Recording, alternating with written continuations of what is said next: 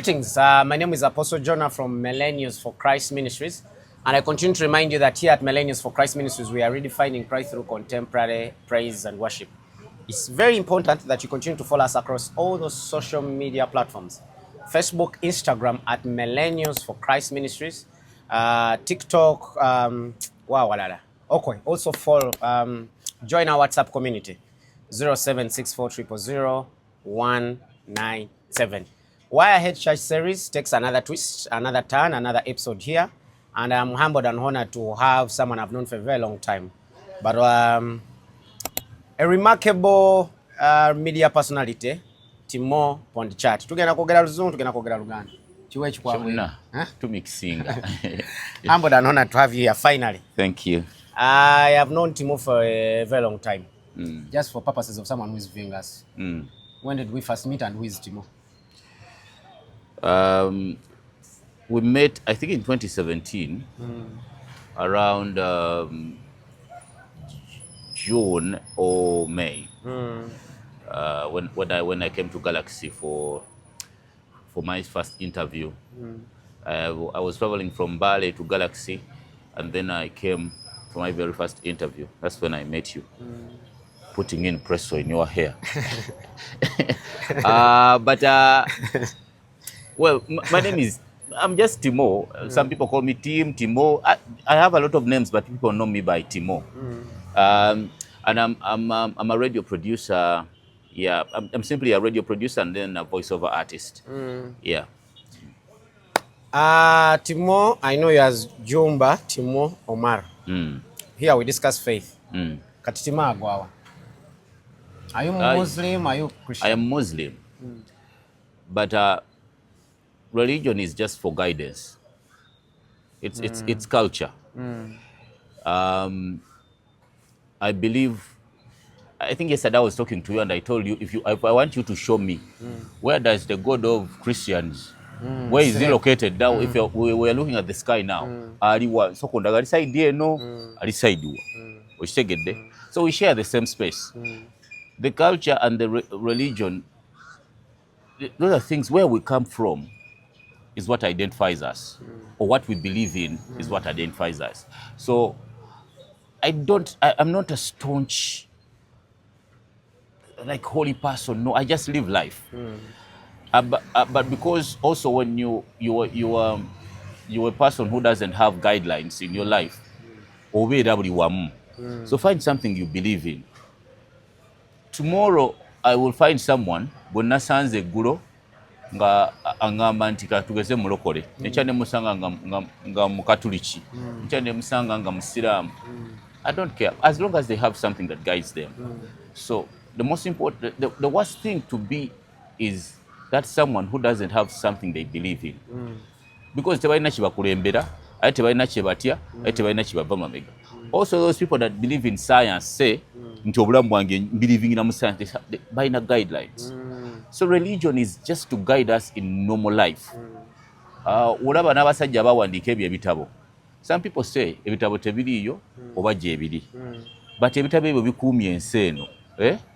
Okulaba nti abantu tutambulira mu culture eyo. Okitegeera? So me, I wouldn't tell you sobola okunsanga nga nzigudde Quran nga no. But I know God is there. The fact that I don't know how I was produced, or how my mother, my grandfather, how you were created, how we were created, and how I cannot decide on when to go and when to stay. Leave alone believing. You can't tell what tomorrow has. You can't. Ekyo ngamba kira kaliwo alina plan. Okitegedde. So baba ngamba nti alina plan ye Katonda. Then I go with that. Okitegera.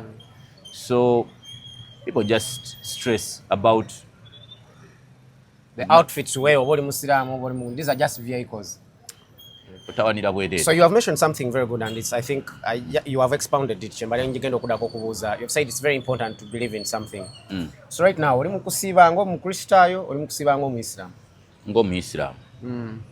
you have said you mentioned you don't read the Quran. So how do you get guided? Because Quran is like a constitution. You learn how to pray, but not everyone, not also all Christians read the Bible. Absolutely. So it's a holy book that I also own. But as I told you, I'm not a staunch person. And maybe it is not my calling. You see, God gives callings. Olaba kakati ate soma bitabo bulijjo bya bulijjo kati you know. So I don't read novels. I read sometimes And things also that we I'm have passionate about. people that have been ascended to that pulpit to help us understand those books. Sometimes means okutabisoma because waliwo bebawa amaanyi ago bisoma. Ne waliwo ebintu ebisooka obukulu nti kasita omuntu oyiga okusaba n'oyiga akatiba k'okusaba ebirala byonna byonna Katonda omusabamu gwe bwe mmala okumanya nti nsabye essaala esooka eyo egaidinga bwe mba nsaba wano nga negayira Katonda ate mwegayirira mu lulimi lwensinga okukola ki okutegeera ampulirize nga nze oba ontegeera so olulimi lw'osabamu ne Katonda mpulira nnyo abantu bakikaana nako wololololo otegedde ne woonagamba nti omuntu neŋŋamba nti okay today I'm going to voice over the Quran in Luganda. It will still sell because it is still on the standards. Kasambera nga mbivunudde bulungi. Me I don't believe nti because why otuba nga tuli mu muzikiti omusiraamu nannyonnyola ekintu mu Luwarabu singa abadde nti ali stuck to that ate n'amana n'akizira mu Luganda because they want me to understand. Ontegedde Translations nakunyonnyola n'agamba nti wano ndi Nabi Muhammad yagamba bwati ne bwati n'amala ate n'akikuddira mu Luganda ontegeera so nze saagala nnyo abantu abasinga bagenda nnyo deep banoonya nnyo ebyo batamanyi kirungi okunoonyereza ne waliwo ebintu byoteeka okwesonyiwa ontegeera. On the next one, Timo, how did you encounter God? Wazaliwa Muislamu, you were adoptinga, chicheche chakuvirako gamba nti okay, I'm going with this. How did you encounter God? Adoption is the right word. Because most of the Baganda families have like 3 religions in them. Kizibu nnyo ogenda mu famire y'Abaganda nga teriimu diini zisukka 2 oba emu. Kizibu niwe ebeera y'Abasiraamu ogenda okulaba nti senga wa Moori. So me I was raised by my grandmother who was a very staunch Muslim. So I grew up with those values. Naye nga ate jjajja wange gwe yazaalamu ate nga jjajja wange tali omusajja. For him he was a Protestant. So from my grandmother's side babeeranga and now from my father's side also tweyawula basista abamu abatata wange abalala basiraamu abalala bakatuli. So it is but because I grew up with my grandmother and how she raised me, I reached a point and I was like, okay, this is what I know. She made you love the faith. Yeah, this is what I know best. Ontegeera. So ningamba why? And then when I gave birth to my kids, I think I'm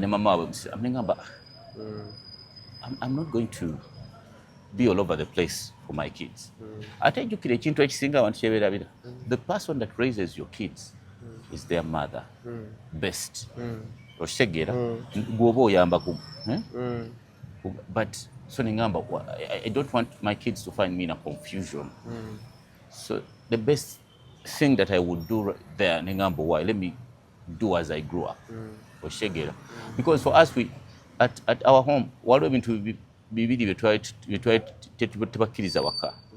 is pork because of course abasiraamu baaliwo but of course empuuta yo lwakuba yabeeranga ne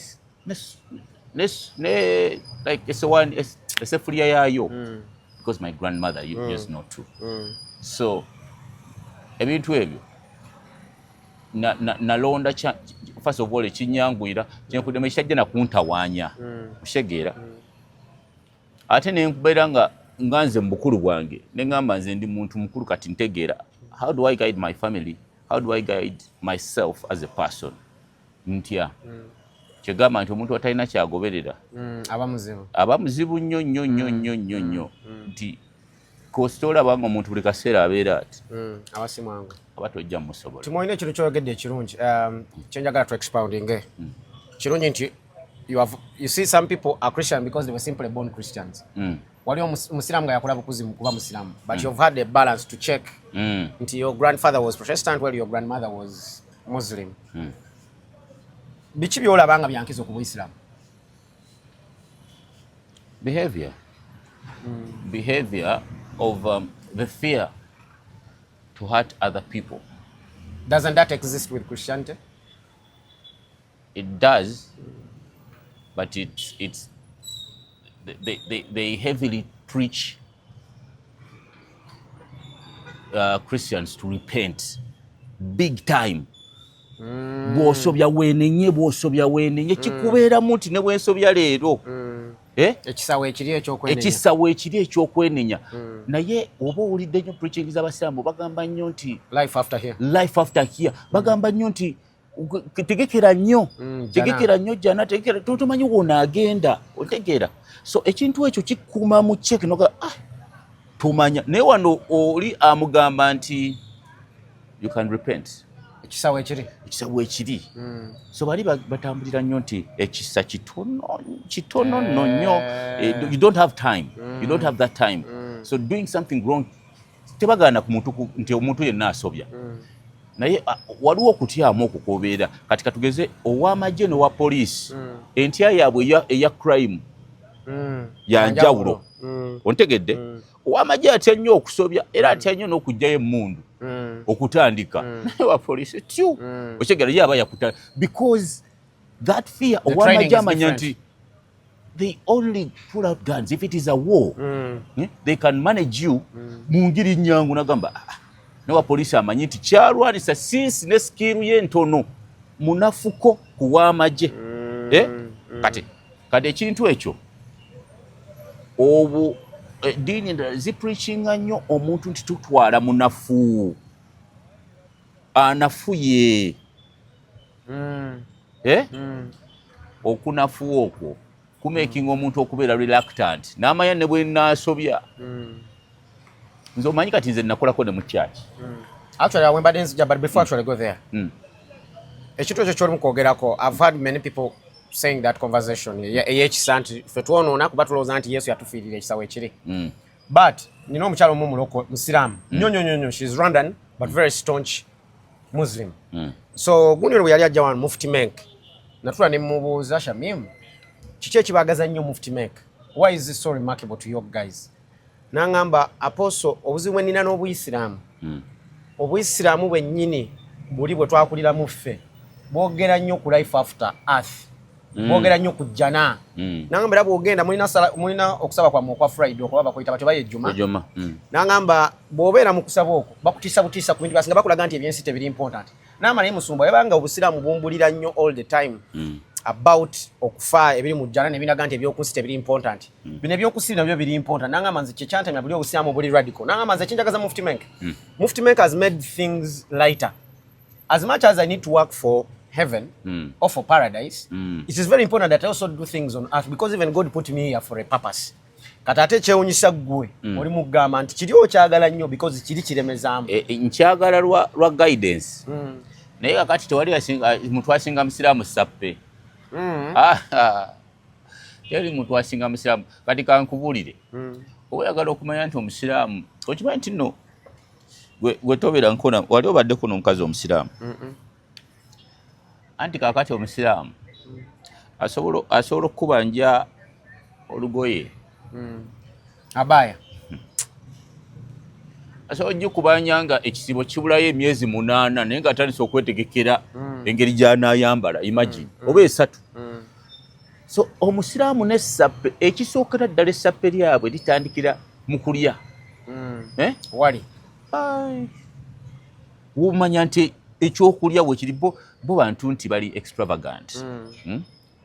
Era kyova olaba nti ne religion nga bolaba nti oba believing gye yava nabo bali extravagant abawarabu ebintu ebyo n'essappe abantu abasinga bafuna message engeri gye baagala ogifunamu.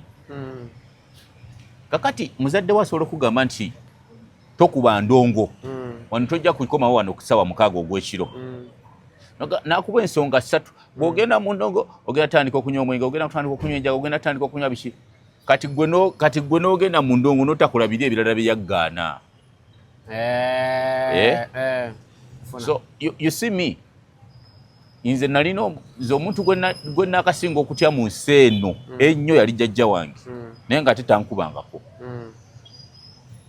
ontegedde naye ng'ate ayogera ate yali mumpi nga ggwe ngati I had so many reasons of saying this short woman kamunyome ontegedde naye yali ayogera and she was soft spoken kati message ye yali nti gwosobola okugenda yonna gyoyagala naye kati nga nze nkyentya nti how will my grandmother know nti kati nanywedde omwenge nanywedde enjaga nanywedde eki so nali mutya even without her being present nti newenvaawo era nga nze kirabika ne bwe wagenda nti tunamusanze wali ate nga n'ab'enjaga natambulanga nabo n'ab'omwenge natambula ate nga n'endongo nagendanga nnyo nnyo but people interpret the packaging of the message differently because their fear also is double. Omuntu asobola okuba ewaka ng'olwedde baamutiisatiisa dda n'agenda ku jjuma naye omusiraamu n'ayongera n'omukalakata ebigambo atejjukira waka kuliko n'emiggo atejjukira wagenda mu masomero agamu naddala ag'abasiraamu agamu agakubira ddala embooko gali agali ku sharia law kati owulira nga they hate the seriousness in how they were raised so wawulira ku bigambo biri ate n'ekirala n'essappe lya sheeka oli mulabe menke gwagamba mufti menke mulabe bwa sappe lye wasappe alulatinga naye mangu ontegedde. So by the way that pushes me to go. Is it important for faith especially for leaders abalokole abasiraamu okukyusa amenge gye tubulira to cover the needs of now or to inasigala ku principle? You use the principle you understand the principle and then you deliver the message to serve what you want the current needs, the current needs. Nti bw'otegeera ebisinga kati kangweze bw'omala ebbanga kangende nengende ejjinja nemalayo emyezi emeka bwe nkoma wano communication yange ebeera ya njawulo. In what context? Because the people I've been speaking to all the time babadde boogera mu ngeri ndala communication to get the message. Nze nakukola embala emyaka 4 naye nakomawo nga engeri gye njogera ekyuse olulimi n'engeri gye nteekawo ebigambo because I was used to that so n'engeri gye nali njogera nabo n'ekyuka message yange okutuuka gye baali baagala because baali abamu tebamanyi Luganda bamanyi Oluzungu so mixture eyo abantu bw'ounderstandinga culture y'abantu not understanding situation gy'olimu then try to package your message ngeri delivered mweyo engeri abantu abo gye bategeera kankugambe kigambye luli nti Quran eri mu Luwarabu lwaki oli waba preaching nti sheeka kiti agiza mu Luganda ate amala n'atuuka ebigambo biri byayogedde mu Luwarabu abijjayo n'abizza mu Luganda abijjayo n'akwata situation n'agiteekawo because abantu baliratinga na biki bye bamanyi and so most it's of these people change our message like most of these people don't want to, they want to know guidelines it's guidelines really it's not about njagala nkuwulira osobola okubuuza omuntu ekintu nga olunyiriri nze mbalaba nnyo omuntu asobola okugamba nti simanyi John nga taki gwejja simubuulire ng'olusinziira era olwogambe okusinziira ku gundi yagamba bwali buli wohadeninga kirasiyo basitudenti batandika ogyetamwa nze nali njagala nnyo accounts namwetamwa nali mwagala nnyo because nali manyi nnyo math and I didn't understand accounts because the teacher was so confusing nga ndebedde omusajja ajja nayimira nga sibitegeera ekyabiki ngamba naye kati ono ng'aganya okunnyonnyola you know why yali omusajja yali wengulu ng'olulimi sirutegeera ng'ate talina ngeri ndala yonna yakunnyonnyolamu. So it's very important that if we are doing our message today we soften it, package it well so that the people understand it. You mentioned working with born again Christians. That one I know that you've worked with so many pastors. What has your experience been like as a producer? They trusted me more than they trusted Christians. Why? Because they believed I was fit for the job. You see, most people, familiarity breeds contempt.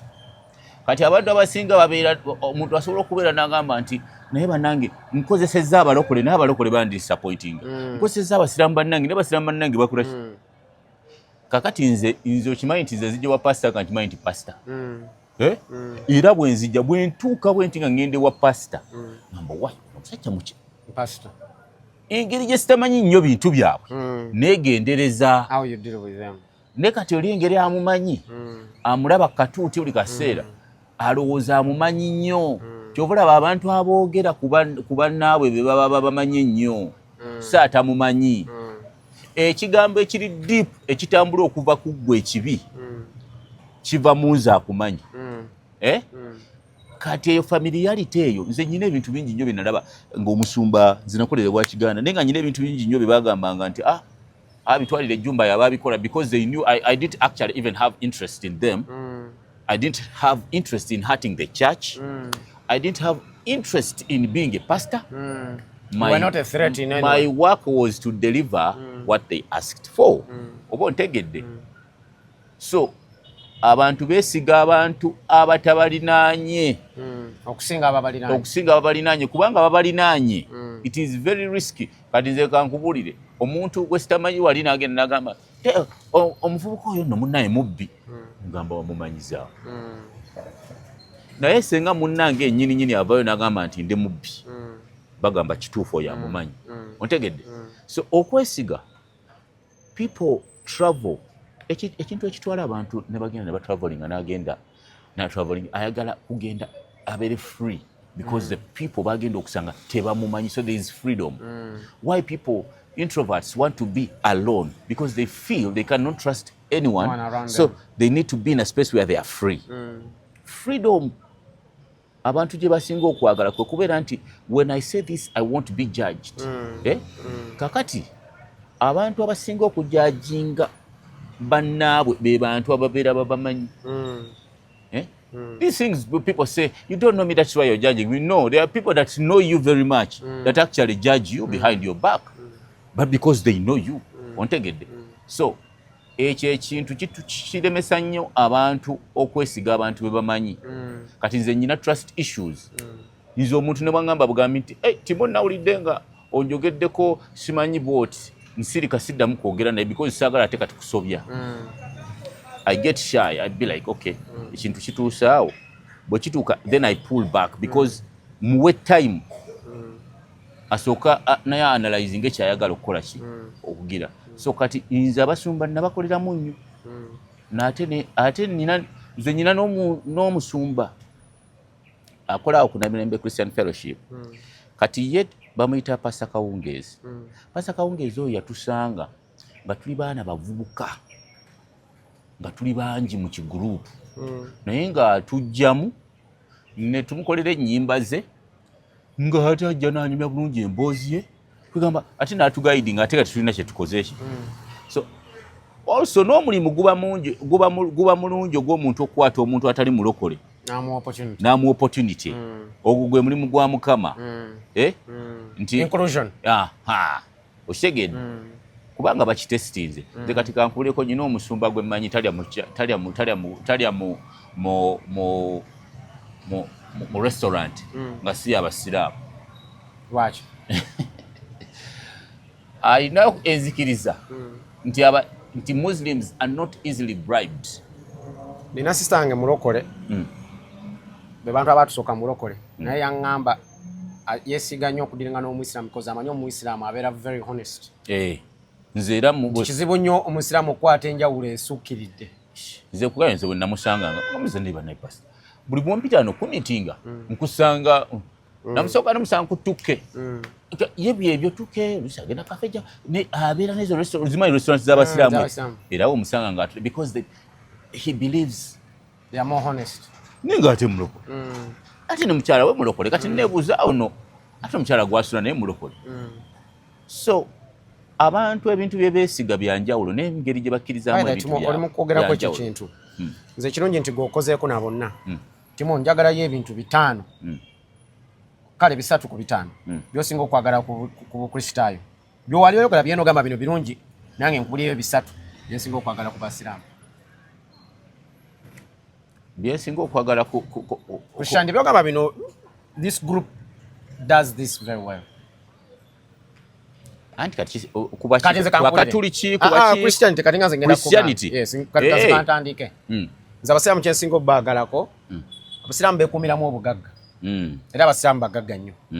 Not just because of the origin of Islam, but okubuulira kw'omuyisiraamu kuno kugamba nti funa n'omukazi asukka mu omu. Si kya nti just kya ddiini, kyakukola. When you don't have money, you can't have more than one wife. So eddiini ekiba kiri mu kupushinga indirectly is that make money for you to enjoy having more than one wife. Era bagamba nti oba olina obusobozi. Si bwegamba eddiini yammwe. Obusobozi. Yes. Obusobozi basanyusa bonna kyenkanya. Ekisooka obusiraamu kye buliko buli nnyo ku ssente. Kyola nti abasiraamu obeesanga. They give each other opportunities. Omusiraamu kyangu nnyo okusupportinga musiraamu munne. Because bo beeteekako ekintu kyawamu. Two, obusiraamu bwagala nnyo ku kintu ky'okukuuma obudde. Essaawa ya swala ebeera ssaala eyo. Ebeerayo ate ziba eddakiika 5 ku 10 ng'ekyo kikoze eki? Ekyo kiwedde. Teri kulemezaamu, teri kukola ki. Ekyokusatu kye njagala ku bw'Isiraamu. A Muslim is a looks out for another Muslim. Omusiraamu abanga omuntu anywa sigala. Omuntu anywa sigala kyetaga kubanga akumanyi gokuwaako ku sigala onyweko. Azonga azamanya nti nze wenakulira ku kyalo twakulira ku main highway ne ya Busia Kampala. Naye nze nalabanga ku stage ng'olina wabira mu taxi ng'ono ali wano ku stage tamumanyi kasaamugira bugizi bwati omukono amuwa buwi. They would identify with one another. Omusiraamu bw'asanga omuyisiraamu omulala kikwatirawo. Naye ate omulokole bw'asanga omulokole basooka kudda mu doctrines ng'oli wa pasita gundi ng'oli wa gundi nekibanga you get it? P5. Yes, byawukana. Then I think finally omuyisiraamu afa nnyo ku message not the person. Yeah. Timo bwokera n'ova wano n'ogenda e Kenya. Gwe tofaayo mu muzikiti gwa gundi gw'ogenzeemu gwe kasoosanga omuzikiti. Yes. Naye ate nze personally bwe nva wano ne ngenda e Kenya nina nnoonya musumba gwe nzikirizaganya naye. Akola byokkiriziganya nabyo. Si principle. So fene tubanga tubuulidde nnyo individualism celebrity gospel. Nze nzikiriza mu musumba na lebo. Naye sikiriza mu message. Oba you get my point. Yet Islam gwe tofaayo sheekh ali awo. Waliwo omuzikiti. Oba you get the point. Nti ne wano ku office we tuli bwe kasosa wali omukeeka gwoba osabye. Twetaaga imaamu gundi okujja okubuulira ekyokukola. Bwe principle. Kati zino ebintu byensinga okwagala kusanga nga ngamba if it is possible these are some things that we could also adopt and make it very amazing. So kati nsuulira gwe some of the things byogamba bino birungi ku bulokole. Nze kati ati kankubula byenfunyeemu. Beesiga nnyo omuntu wabweru okusinga ow'ekyaki kati weba nze sisobola competinga na mulokole mu business ku mulokole munne. Nze abasinga. Kati nga kiri kyoga te omusiraamu asobola okulooking out for a Muslim. Anti omulokole asobola okumpa business nga siri mu. Nate nenfiitingamu. Ontegedde? Kati omusiraamu wabala nga ali ku culture nti wano twagalawo musiraamu ne wobeera ofa otya naye omulokole asobola ogimenya. Ali liberal. Yes, asobola ogamba aba akola birungi muleke kasajja ajja wano ffenna tatugamba ekiro obasanga mwagamba oyo musiraamu. Kakati ekirala kyenjala ku balokole oba abantu abalala benzikiriza nnyo Christianity nti ate okusonyiwa kwabwe kwanguwa mangu. Tusonyiwa mangu. Okusinga omusiraamu nga yakunyiigidde. Wala naye omusiraamu ndala nnyo. Oba omuntu asobola okubeera empalana y'omuzikiti gwa gundi ne gundi ogulwanira obulwanizi n'owulira nga kitutte balwana balina eyo that never ending like it must be done when we are done. So balimu a bit of hardness omuntu yekka gwe batya. Ne wano ku nsi omutambaala alalalala kitera obutagwa bulungi balwawo okusonyiwa naddala mu bino ebya bulijjo. Beenenya naye balwawo ate okola ki okusonyiwa. Kati ekirala kyensinga okwagala ku Christianity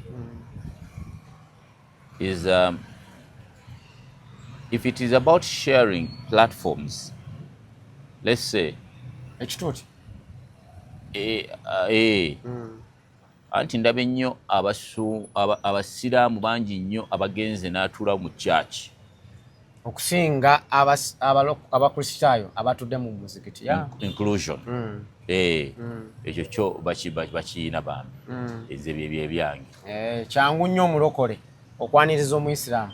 Ne kati obulombolombo bw'oyitamu bwokka okugenda mu muzikiti bulala. Ontegedde? Genda mu jjuma wafunye wudhu wagifunye nti kwegamba mapipa bingi. Naye ng'oli asobola okujja n'ayingira. N'ajja n'ayingira eno. Very good. Timo, as we come to the end, you a producer, you also a musical person. Nyimba ki ez'omwoyo z'owulira nga nnungi? Oli musajja musiraamu naye ng'ogamba nze nsolo ziwuliriza. Your best gospel songs? Kati gospel songs zange nno nkadde nnyo. Oluyimba lwa Judith Babirye baluyita olwa maama lwa gospel. It's not gospel. It is inspiration. Yeah, it's just inspiration. One of those. Naye kati naye nalwo lwogera ku bwa Katonda because maama. Waliwo oluyimba lwa Levikson lwe bayita We are living in the jungle. Only Jesus. Jungle. We live in the jungle. Oh. Take away this sorrow. Lwa Levikson. Naye oluyimba olwo ndwagala nnyo because I know the original owner of the song. Waliwo guy yali gospel artist bamuyita Christopher Bellas. Mujjukira.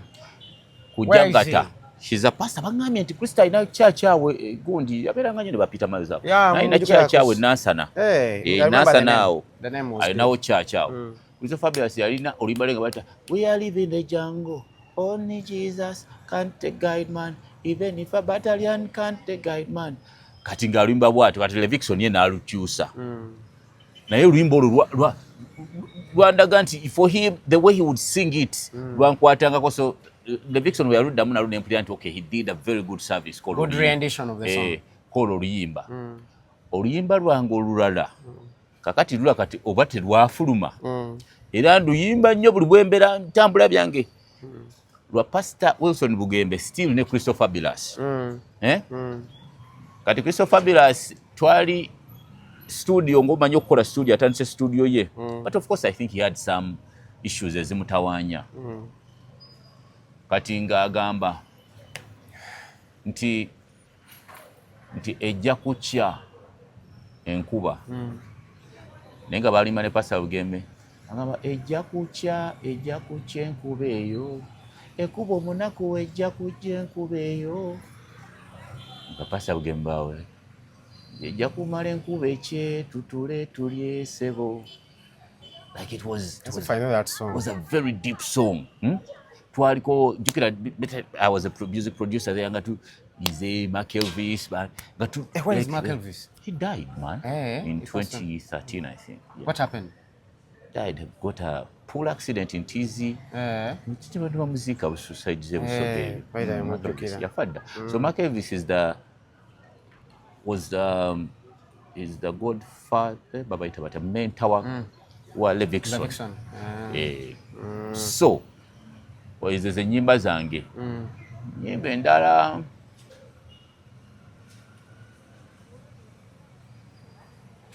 simanyi waliwo nebimba bya kamiliyoni ebyo osaba Yesu w'omwe naye njagala Mary verse abalabe baneralikiriza. So I listen to so much of content alimu ne context no relating mu normal life than saying Jesus. Okitegedde kaso ekibeera mu kyabaagize aluyimba kyolulala. But yeah, ezo. What's the future like for gospel music? Are we progressing? Are we going back? Looking at what people are doing now. Goes back comes back. So Gabi Ntate yali afubyawo nga mukomezaawo ate okay being muchi babayita bakyabo mu Seventh Day but nayimbanga music relatable ali collective yakola bulungi nnyo. I don't know, maybe she's busy right now, but still the songs are doing well. I see Exodus bafuba, Levikson bafuba, but also when you get responsibilities of say like marriage, olusi but attention yekyuka. Attention atikati ekintu kye bayita art. She is so jealous of anything that comes and competes with it. It's just like the church. Naddala mu love. Just like the church. Tegedde nti relationship wise oba ngo ine ekintu kyokola ekirina art kyokulaba nti most artists kizibu nnyo keeping up relationships biche babeerawo nga balina competition yeya between the art and the family oba and the love gye bafunye endala competing nabe esobola okutwala obudde bwakiri kyokulaba nti ba Exodus bayimba nnyo but again balance nekola ki nebula. I also believe that Bugembe is free in how he sings because he's not there's nothing that is competing with his love for he still comes back and because they can kubulire vibe ya artist ndala nnyo until you want to wake up in the night and so you want to sing obosi tukangolya gamanta banango olagawa obudde bwe tufunyemuko wano nga mudu efa so I think also Bugembe okubeera nga amaze ebbanga mu kuyimba because talina partner oli omulala competing na love ye ya kuyimba anti sije sawa 5 ez'ekiro mbera ku kivulu ky'abayimbi ng'omulaba nga enkofiro mayi watuuka ng'akyusa waba agenda mu kivulu kya gospel ebeera mu maaso kivulu ky'abaraga mafini ng'agikyusa nga empale wano agifunyaako katono ng'alinnya stage so art is jealous and what most gospel artists abasinga it's hard to make people believe that you're a gospel artist, you're Christian, but you're married. Now, when you marry, you start competing with the art. I'm not saying people should marry, but you should get a very understanding partner, a very understanding one. Nagira kirine mu nsi abayimbi bonna era ba Bobi Wine balina abantu aba believing anti it is music that feeds them. Okuwangaza obufumbo. Okuwangaza obufumbo ne music nawangala nga akyali star nga wakabya akyayimba baka million baberanga kyovula badde wa always against wakuba nti Bobi Wine yatugamba nene jabiranga against kyovula nawuliranga yo bubozi nga bagamba nti abayimbi bano bajjange ba Bobi Wine nga babbi agambira ne wano munnumbye badaniera bonna munnumbye ontegera bangamba ne Kenzo byali yes because there is competition that is very direct with art art tayagala ebyo ekitandika nga yawulira entondo ati nga atandika okuseerera ng'agenda world over gwembuulira okay mbuulira yo biggest kati kagereze Beyonce music yaliwo Rihanna of course there mubamu betugamba nti outliers nti be batu naye abasinga kiremererwa because it's sigamba babeerayo mu relationship but the art dies ontegedde nti Jay-Z okuva yagenda ne Beyonce down Kanye ne Nicki Simayo Kanye ne Kim Kardashian kati kankubulira kigenda kuzibwalira nnyo Levikson okuddamu otuwa oluyimba nga awulira ineyo kati ali mu kunoonya ssente za kusanyusa mukyala anoonya family era kinyuma nnyo osooka okole ssente zo mu art ofune omukyala ng'oteredde establish yourself do the business kati nga bulaba nti omusajja ateeka okubeera ate nakizuula luvannyuma omusajja ateeka kubeera ng'ali married between 40 and above so nziremu okuwasa siddamu lindamu kubanga kati ate ogenda kufuna ebikutawaanya bingi nnyo oba ofuluma bwoti ng'ekigambo okiwulira n'akugamba no tewalesewo kakati ate omo wamulese naye ng'ate sereza omo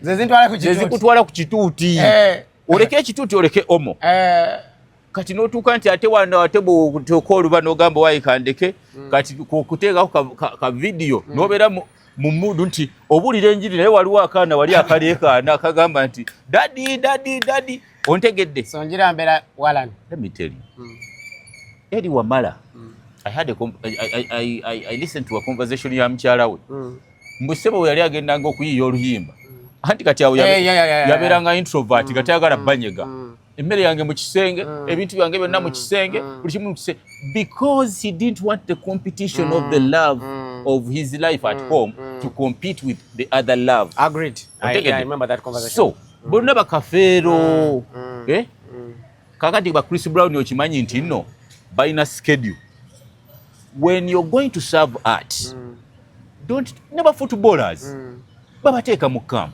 They actually don't allow you to go to your woman. No, never far. Actually, never to gamba. It is okay to be single. It is not criminal. It's not. God will not judge you. It is criminal if you go around disturbing other people's girls. But it says it's okay to be single because actually, God, the fact that God is very jealous, you might not serve Him to the best of your abilities. Mubango ine ebirala bikola ki ebikupolinga. Kyolaba na Apostle Paul teyafuna mukyala. Era abakatuliki bwe bakikwatirawo. Yes. Namanya nti father okubanga asobola okuweereza emyaka mu kiga emyaka 4-5. Alina obutaba na distractions zimujjako nnyo. Timo ngeri tufudde. Second last question. Nja kuba I've betrayed the viewers not talk about radio. Is radio especially kati tugize wano mu church. A church radio still of value? By statistics, in the top 10 radio stations, eziriwo church radio zirimu 3. Aye, for real? Mulimu Impact? Pastor Tom. Bagita batyeyo gundi Sijimanyi. MCI, MCF. Mulimu gundi ono In spirit. Mwa pastor Bujingo. Salt. Power. Mulimu nedda. Mulimu bagita radio chi ene ya bakatuliki. Maria? Yes. Maria is okuba number 11 number something. But yeah. So there's believers that everyone is a believer. Bantu bekaza bwekaza. No, sichiganye. I'm saying. Na ye radio yabako ye din. Eba big. No, I'm saying, are they at the level to compete with the rest of the world? And they are competing. They are already in the top 10 radio stations. That's already competition. That is already competition. I'm looking at it in terms of innovation. And they already have the bundi by an establishment yebyuma byabo nungi. So abantu besavinga. Can I listen to a good jingle like the one I will listen at NRJ and find it on Salt? Or Power? It's cool that now you have started nganga kati agezanze because you guys are creating endala yo netalinga NRJ because kati yo class. No, what I'm saying. No, I'm saying in terms of NRJ, that's why I'm giving you the urban Christian radios like Spirit. Okunyuma. Like Power, yeah. Okunyuma. Okunyuma zinyuma naye zinyuma kati ngola ba Kingdom FM eyo. Yali enyuma. I don't know now ndudo ziuliza. Kati endala bayina akatiba owuliriza program. Mulokole wekolere. The fun, because also the music is not that much. So you have to. My goal is okay. Naye ngo okunyuma. Bayina okunyumirwa okwabwe kwe banyumirwa. But if it is to compete, the government take out identity, take out NRG. I have everything I can do with NRG. City limited so anokuteka mulimba lwa gospel. Yasobola okuteka mu lwa gospel olwensi. Kati n'ekirala n'ebintu by'okwegendereza bino manyi kintu kasa kibeerako terms and conditions ennyingi nti ate n'ekirala abasumba aba owning radio station ezo baziwuliriza ng'amaka gaabwe. Ako sikaagadde kali sikaagadde ekyo kitta nnyo brand nti eba eri built ku ndowooza y'omusumba si ku ndowooza y'okuservinga Christian. That's what I was trying to look for. So they are serving the pastor than the other person. Then the community of musumba atajje emirundi esatu ate ye musumba nanyindi radio atajjemu emirundi ku macha ina kenjiri ku mulancha ina kenjiri olwegula ina kenjiri kati yezimbira radio station ye naye singa agiteeka mu radio station nti ya bulamu bwa bulijjo n'atajigira because competitiveness nti newankubadde tuli balokole. Yes, yes, kiri nnyo ku musumba. Oluyimba lwa era omuyimbi omusumba gwayagala yazanya olusi not necessarily nti bakikola nnyo but because me have been there. Era ze kabeere mu radio yansi ze kasita omuntu atandika radio gitwaliramu I don't like it as a person. Nzo sikola naye because you're not the target audience. You're just a boss man. You are the boss. You are not the target audience. You actually tune in to criticize. You don't tune in to have fun. Do you understand? Got it. Yeah, you are the business owner. You're criticizing the business. Naiji chinjagalo tune business aspect. How are we making money? Are we being rated well? Nti abantu abaliko abantu babaagala ekyo ky'obungamba naye muze simwagala. Kitegeeza nti obeera ng'okulira radio station n'otandika okubeera n'ezo mbo gundi osimwagala oli mwagala. You're going to be under pressure of bringing people you love ate bakudisrespecting. So work professionally. So ekizibu kyokka ekibagaanye okusala nti abantu abamu baagala okuwulira ennyini naye tebaagala jjuwulira mu normal life. Baagala kuwulira inspiration, si preaching, hope, motivation. Kati but ngera kati bw'olaba nga endala zigezezzaako bambi ezo zennyini gye zigambye eziri mu competition era bw'oziwulira okujjako ng'oggyeko enjiri zibeera ne normal programming yaabwe. Naye kakati ekirala ekizibu nti wabaawo akaguddewo nteekaayo omusumba alina kyayagala okwogera. Waliwo akaguddewo nteyagala kwogera nteekaayo omusumba alina kyayagala omusumba alina kyayagala. Kantu ako kugamba kakyusa kumusumba kabeera ng'amaka go ate ngeri gundi gy'ozimbye ya masses. It is not about you. Okay? Yes, you have the vision. You are the vision bearer. But there are people that move the vision. What do you want? Tell it to them. Okay, if you want your radio to be about you, be open. This radio is about me. Not this radio is for the church, because the church has a lot of people. Church eyinza otuba etuuza abantu 1,000. Kati inze nga bw'olaba mu accident oba otambula n'olaba abantu 15 wali n'olaba n'omu anti ko n'omu totta 15. Kati ate tusobola kulirayinga ku omu okutta bali. Get it. Yes. Finally, Timo. Timo bw'asanga Timo w'emyaka 18 asobola mugamba ki about life? Asanze Jumba w'emyaka 18. Nze ngambadde Timo kuva egyo. Zomanye from 16 years I was Team D. 16 Team D at around 15. Nze mbadde muyaye muko. But what I mean is, what would you tell your young self about life? Nze no sikyusa mbeera zange. Naye mugamba nanditaddewo ttiimu omugumuko atasonyiwa mangu, atakkiriza kujoogebwa mangu, atali softer. Ontegedde? Nandi mugaye titobeera nnyo soft, tokkiriza buli kimu, toyagaliza buli omu. Si buli muntu kyoteeka omwa. Nze by the way ebyo byonna biyiga mu bantu. Be a bit protective. Ontegedde? Don't have a lot of hopes in people.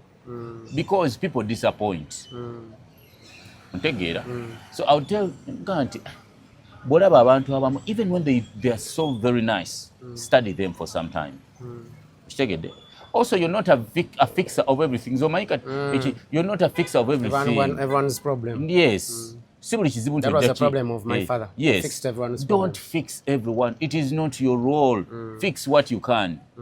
Ontegedde? Oluusi abantu twerumya. Kati noweerumya ku muntu ate atasobola kukulumirirwa. Ontegedde? Are these some of the challenges, the advantages people have taken over you? Because, for example, if you say, I would have told Timo to be a little bit harder. Have you been so forgiving to people? I actually don't get mad at people. Nze nyina ensonyi eri omuntu ayanyiiza kyewuunyisa ate eyanyiiza ate nze mbeera n'ensonyi. Like I feel like, because again ngenda n'ekirowoozaamu I always, because what my grandmother told me nti omuntu n'waba akusobezza muleke gwe ate mubuuze ate yakusobezza. So I'm too forgiving, and I'm also sometimes too kind. Kati nze nsobola okuunderstanding omuntu wa buli muntu yenna gw'atategeera. Obuze ne Timo oyo muvubuka amagaza ki? Simutegeera. Nze anti kati kankubuulire, nze nali mbaddeko n'omulalu. nga mulinda okubona ajja ne muzaayo waka ne muwe emmere ne nkola ki naye omulala oyo manyi yakola bwe yajja lumu engeri gyajjanga ewaka yali frustrated nga waliwo amuwaayiriza teyali mubbi bambi but sigamba mulalu nti but yali avaako ate yakubamu jjajja wange luyi yakuba jjajja wange oluyi nempulira nga jjajja wange akaaba nenga yamukuba oluyi n'amumenya n'erinnyo ontegedde but nze nga nali mu defending kati omulala oyo kati kankubulireko nze nanti yali avaako nze namutwalirako nenjaga ku poliisi ontegedde nga nsirize emmere wansi nkole kinsobola okulaba nti kale ekimu surviving sayenjaga kati kanjisiringe atuke wali mukuli emmere ajje enjaga yange niiti yakuba mujjajja wange oluyi ate n'amulwaza ontegeera but if I was negamba nti mulalo gundi oyo ateeka kubeera wano if I was a bit harder on him probably he wouldn't have gotten that freedom to even be like that extreme. Around me actually ontegedde yandigambye Timo mulabyewo kankole ki sajja tesobola kumanyira bwenti ojjajjaawe ontegeera so because era abalalo abo nabo babeera bategeera. Are these just some of the ways how God has blessed you? Of what? What you think might be your weaknesses, but even God himself sebo tamala gawa asooka n'akuwaamu n'amala n'agamba nti naye oyo no blessings omukisa tebaguzibira kkubo bale njagadde okubuuza okkiriza mu byamagero miracles kati ate nze nyina hope nyingi nze okimanyi nti nsobola okubeerawo nga sirina naye nga nkimanyi nti waliwo agenda okumpa ssente ate n'azimpa nga simumanyi. Let me tell you 99% of the people nkugamba nnyo benkolera voice over 99 that close 98% nza nti sibasangangako sibamanyize musanga kubona gamba gwe wankolera kali akalango ne ngamba kati omuntu oyo agenze n'antuukirira najja nga sirina ssente waliwo omuvubuka bamuyita musosi ibra w'embaala eyo waliwo olwejo sikibagita Time FM lwemba sirina ssente nga sirina anti musosi ankubira nangamba nkuteeke ku namba ki ekibaddewo emirundi egitasukka egitaka wansi wa 10 nteeke ku namba ki nga simugambye nti musosi oyinayo nze nsobola okubeerawo ng'omuntu ntudde butuuzi awo sirina omuntu najja essimu gye sitamanyi nangamba hello how are you I want a voice over nengamba okay how much nitulemaganda asatu 4 5 nazikuwa tamanyi kale amanya ndabidde ku internet naye temusinkana you don't have a personal eyo sigundi sikyamagero ekyo kubanga simumanyi najja nasalawo nakakasa nampa ssente nga sinamu deliveringira naziteekako nemmala ekyo kyamagero so there are miracles by the way but lwakuba nti abantu baagala nnyo mirako yambu nfunye miliyoni 10 no please ezo miracles eza miliyoni 10 ate kati ziva mbano abazze ne bakuwa miracles entono Katonda n'akwesiga ne mu miracle obwo n'akuwa blessings ennene ontegedde so atagenda kuwa kinenga tosobodde kumanage tasobola kyova olaba gundi oyo nessimu yaŋŋamba nti Timo oba tosobodde kumanaginga bwavu togenda kumanaginga ssente anti mubwavu bwo nga bwogenda nobba so no wavu ino bumanaging oyinza omanaginga obwavu oyige nti kati mu bwavu nti nkebati bwenti oyiga okubeera mu bwavu olyoka oyiga okubeera mu bugagga nti kino kyessayina luli kyennyongerako mu bwavu bwange kati abantu abasinga bagwa mu ssente nga tannayiga nakubeera ng'obwavu tabumanyidde obwavu bwe ng'abadde tabukolerera abadde takolerera bugagga okitegedde osobola okufuna ssente ng'obadde tozikolerera kibi kituufu kibeerawo nnyo era nze sikyagalita omukisa nze kankubuulire nze omufere tasobola kuntyebula mutima because yazibbye ate bagenda mukwata azina lere nchata zirina ate banji makolo because if you remember the story ya Ezra Mike Ezra yes he had the money but he never survived bambi untegedde tetumanyi gyali yet the money was a lot ya supporting ako ne Uganda Cranes kati inze omukisa ogutali mwetegekere ne miracle etali netegekere nzibu nnyo kati gwe nkumanyanga nzibu nnyo nze njala nkubulire nze nafunako omulimu okuva wa Kiganda awo nti n'abantu abamu basobola n'okustopinga miracle yo kituufu nenva nga nali bali basasula emitwalo ndoozi ebiseera ebyo nga nakatandika junior mitwalo 4 nengenda nenfuna omulimu gwa USAID nga nti buli wiiki 2 basasula million 2 n'ekitundu nga facilitation bampa million 1.35 awo Cotton House nengenda nenzikwatako eza facilitation ziri 2 bazikuwa mumaze okuvaayo mu mugundi naye lwakuba kwajjirako omuntu eyali abbye omukisa guno nattira ffenna bagenda okuddayo kumwebuuzaako ng'omwana gy'avudde akozeyo ebikolobero bingi ne batugamba nti ttiimu yonna bagikoze eki bagiye tambula mu taxi ng'omulala oyava kutta muntu the transition from 400,000 to 3.5 million in 2 weeks and you're going to work like that suka mu wiiki emu okitegedde kati omuwala oyo yatuttira omukisa naye ate era namujjukira nti bwe nagenda nnyo mu radio ate era ne mmusanga embaale ate najja n'asaba omulimu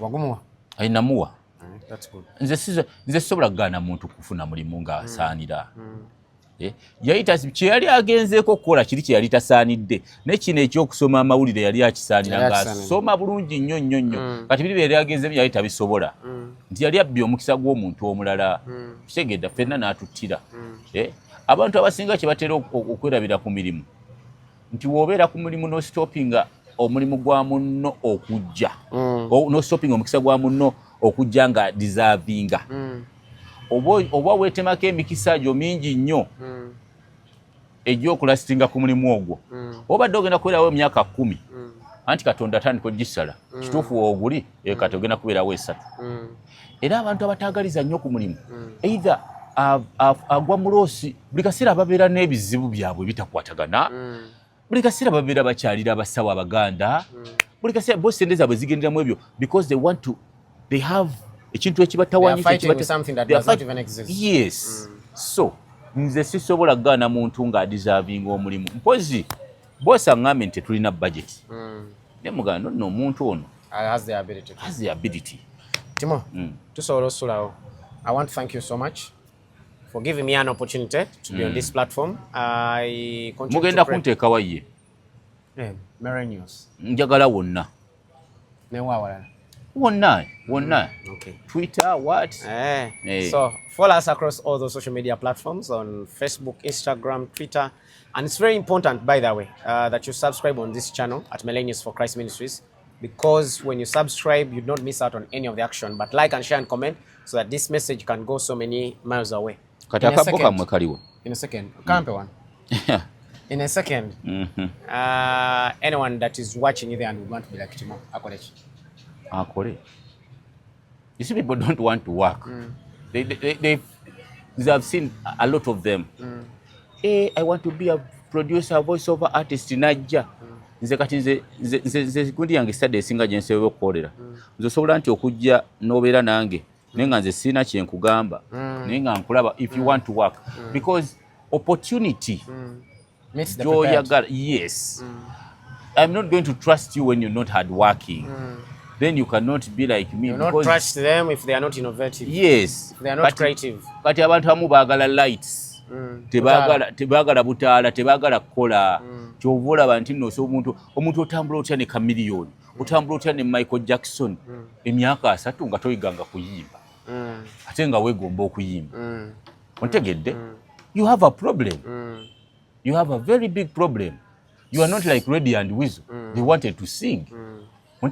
So anyone who wants to be like Timo has to put in the work. Yes, kyofulaba n'omusumba bw'asumba omuntu n'obeera mu kyaki ne bakusumba emyaka gwe tovaamu gwe biki toyina next tozimba tokola ki ate gwasinga okusiiba. No, there's a problem. It's not the minister. It's you. It is you, because being like someone, first of all, oba wetaddeko omugugu, I want to be like Timo. Okay, what about you? Refer to me as an example, then work yourself out, or wefuke nga gwe okole nga byenkola. So tokola nga bwenkola, kola nga byenkola ni tokola nga bwenkola, because kati zolodde kale mbikoze, kati gwe naawe bikole. If I came here mu radio production nenjagala nnyo okubeera nga Ndawusi, nenjagala nnyo okubeera nga Sematimba, nenjagala, you find your way, you find your touch, you find your relationship with people. Nze omuntu nze bwe muteekaawo nkuteeka mu bantu wezuule.